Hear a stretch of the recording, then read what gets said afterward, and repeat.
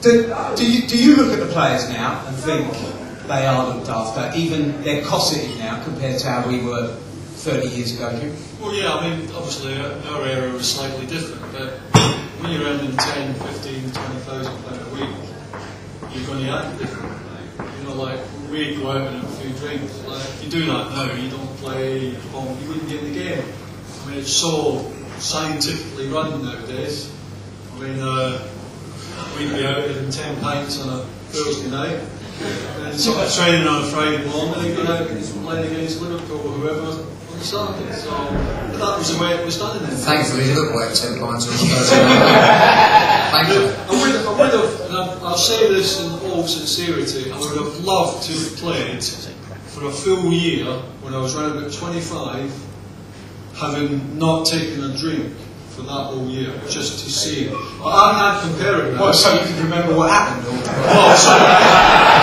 So I can remember how bad it was on Saturday. It's a family show, this is. It's alright. But yeah, I mean, like, so you think back on days, years like that, you think, yeah, it would have been nice, but that was just the culture. No, we just went out and had a few drinks, we didn't do anything else. It's totally different nowadays, and players are very aware of it, because the money that they earn, if they don't do it, they won't earn it. So we weren't daft. Did it get daft from time to time, though, James? What do you mean? Oh, I don't know, down Skanks or anywhere you no, presumably it did get daft. You say, oh, we didn't go daft, but presumably it did get daft from time to time. Yeah. Would you care to expand on that? No, I can't. I think the players would go out, and as a group of players, you'd go out and get pissed and so on. You would, and now, of course, you'd be made aware that you're not doing your muscles any good, so that's why it's all changed now. But at that time, everybody was the same, and I think the rumours were that Liverpool were the worst. You know, they won everything, but they were the best drinkers. So they were the Premier League of drinkers as well. That's what they were. But as I say, everybody was doing it. It was a case of the old school team spirit, get together. You know, so it was more like it was full time, but it was like the non-league attitude, I suppose. People do talk about that kind of, you know, that thing about team spirit coming with those kind of... Would there have been a ringleader?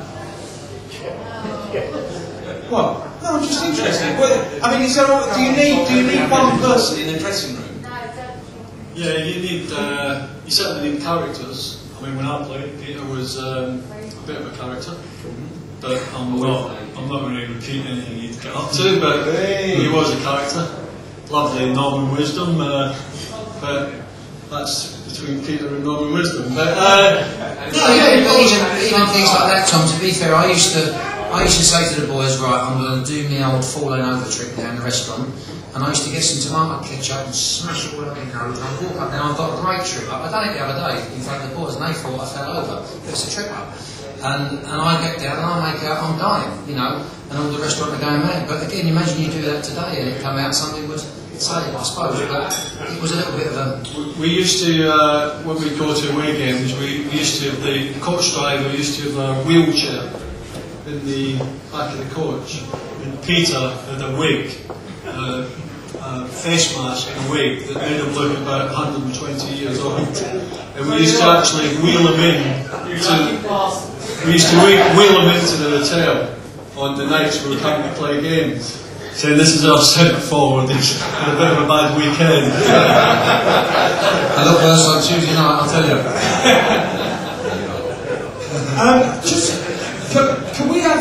Are we able to get a mic? Do get your hand up if there's any questions from the floor. I mean, I've got, there's one just here, right? Just here.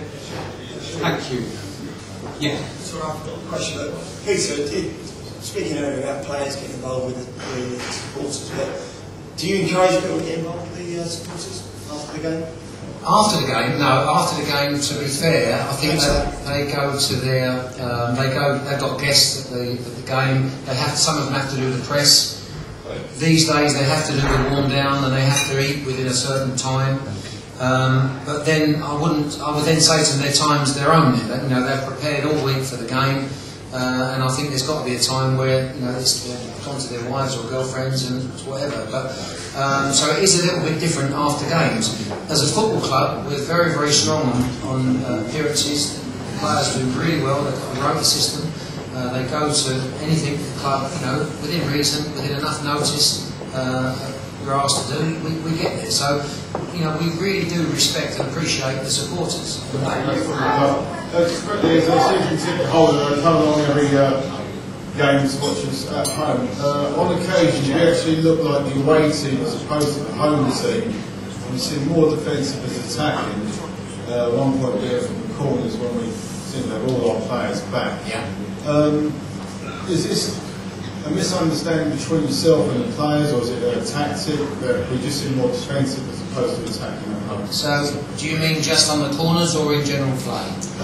It's probably general play, I would imagine. It's just sometimes we just seem to be almost sitting back as opposed to actually going at the opposition.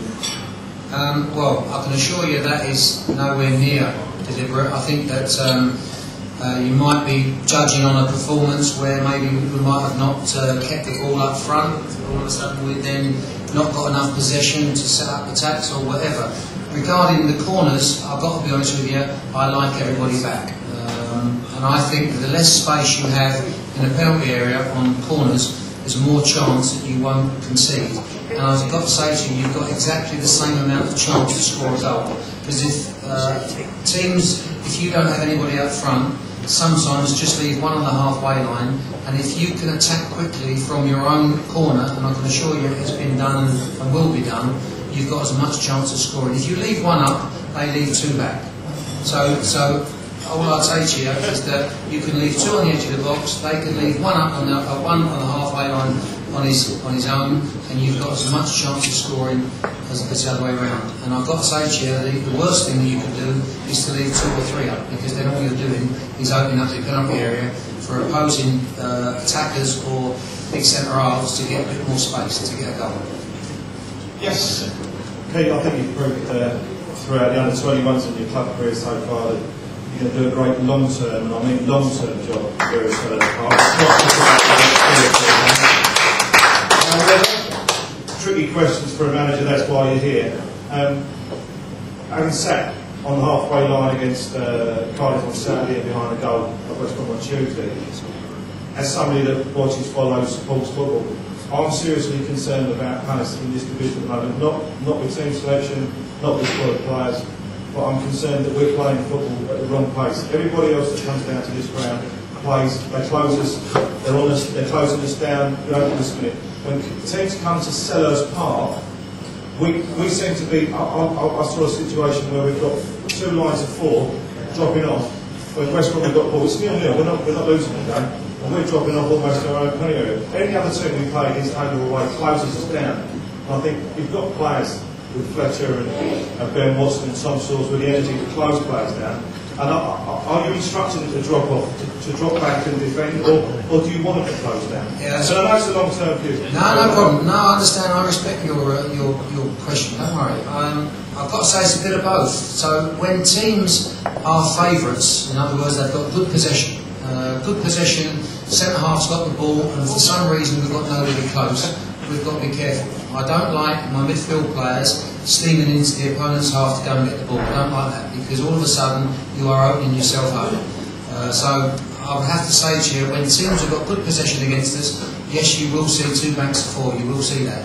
But when we're higher up the field and we're closer to the opposition, then we'll be going for them straight away. So there'll be a bit of both. I've got to say to you, you're probably judging on the last couple, which have been poor performances. Tuesday night was a poor performance, and I've got to say that West Brom looked well beaters at times compared with us. I understand that and appreciate what you're saying.